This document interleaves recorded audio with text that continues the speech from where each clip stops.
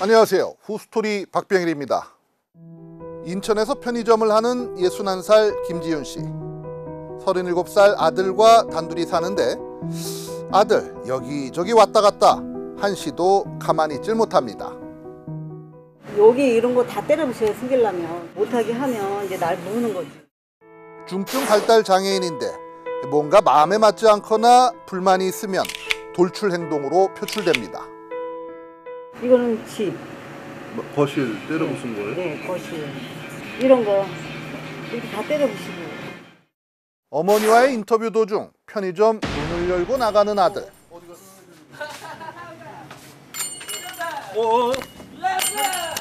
안 돼. 차. 아니. 차 위험. 가자. 갑자기 도로를 내달립니다. 한참 추격전을 벌인 끝에야 멈춰섭니다. 지쳤어? 힘들지? 없어 이제. 가자 우리 손잡고 같이. 차. 그렇게 막 뛰어다니니까 친구들하고. 그 소리는 안 지르거나. 성인 발달 장애인을 돌보는 복지관이나 주간 보호센터에서도 두 손 두 발 다 들 정도랍니다. 센터에서 우리 서기가 이런 것도 때려부시고 선생님 팔도 꺾고 그 선생님들 이 따기 맞는 건 허다하고 안 받아서 유명해져서. 그런 아들을 37년 함께했던 어머니의 일기. 길거리를 배회한다. 난 그 아이를 지켜보며 함께 밖에서 지새우고 있다. 언제 이 삶이 끝나려나. 정말 살기 싫다. 생각하면 불쌍해서 이러지도 저러지도 못하고 있다. 이 일기가 보여주듯 어머니는 평생을 희생하며 모든 걸 쏟아부은 자식이지만 지칠 대로 지쳐 있었습니다. 극단적인 생각을 제가 한 2년 전부터 하고 있어요.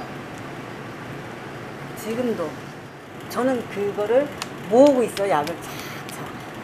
그러면 안 되시죠. 아니 그 선생님 그 요새 텔레비에 많이 나오잖아요.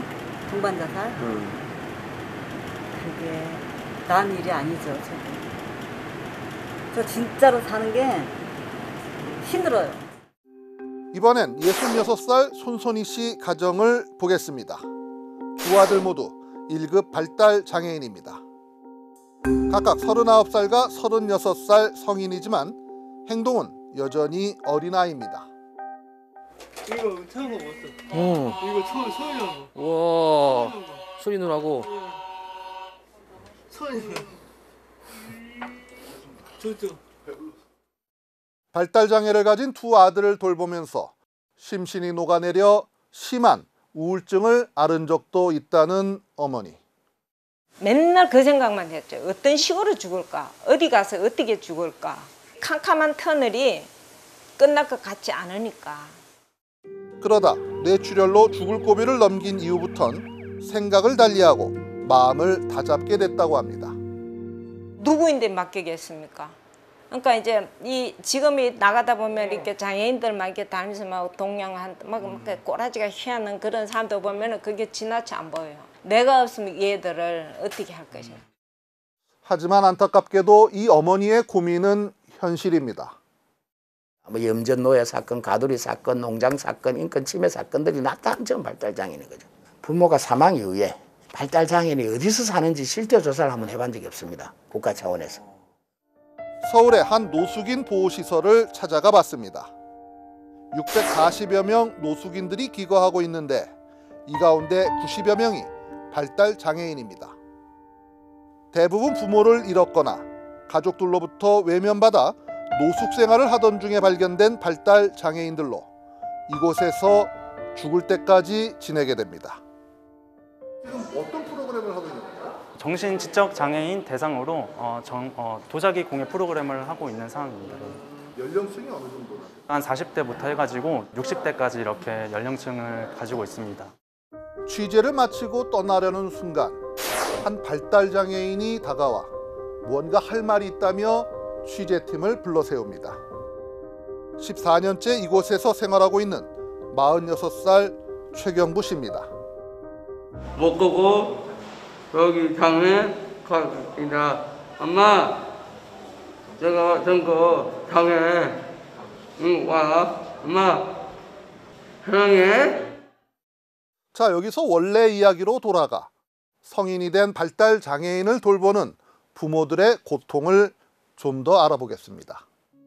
성인 발달 장애인을 위한 돌봄 시설은 평생교육센터나 주간보호센터, 복지관 등이 있는데 장애인 수에 비해 이 시설 수가 턱없이 부족합니다. 어디 어떤 기관에 뭘 한다 하면 엄마들 막 그야말로 막 피 터지게 얼른 이거를 하는 거예요. 그것도 사람이 또 많이 몰리면은 추첨을 하잖아요. 떨어지면 못 가는 거죠. 저도 그런 케이스 중에 하나예요. 추첨에 뽑혀 어렵게 들어간다 한들 3년에서 5년까지만 다닐 수 있습니다. 더욱이 중증 발달 장애인들은 돌출 행동이 심해서 그나마도 잘 받아주질 않습니다. 부족해져 없는 거죠. 그러다 보니까 이 최중증일수록 서비스를 받아야 되는데 더더욱 24시간 가족과 함께 있어야 되는 상황이 많아지는 거죠. 그래서 더더욱 위기 과정이 발생할 수밖에 없는 거죠. 장애 정도와 가정 형편에 따라 한 달에 80시간에서 160여 시간 정도까지 활동 지원사의 도움을 받을 수 있는 제도도 있습니다. 하지만 이 역시도 중증 발달 장애인은 기피 대상입니다. 시간당 한 2,000원 차이 정도 나긴 하지만 실은 그 정도로는 선생님들이 선택하시겠다는 말씀을 안 하시긴 하세요. 우리나라 장애인 복지 예산은 GDP 대비 0.6%로 OECD 평균치의 3분의 1도 안 될 뿐더러 OECD 국가 36개 나라 가운데 34위, 거의 꼴찌 수준입니다. 선진국과 달리 공적 돌봄 체계가 약하니 가정 돌봄에 주로 내맡겨질 수밖에 없는 거죠.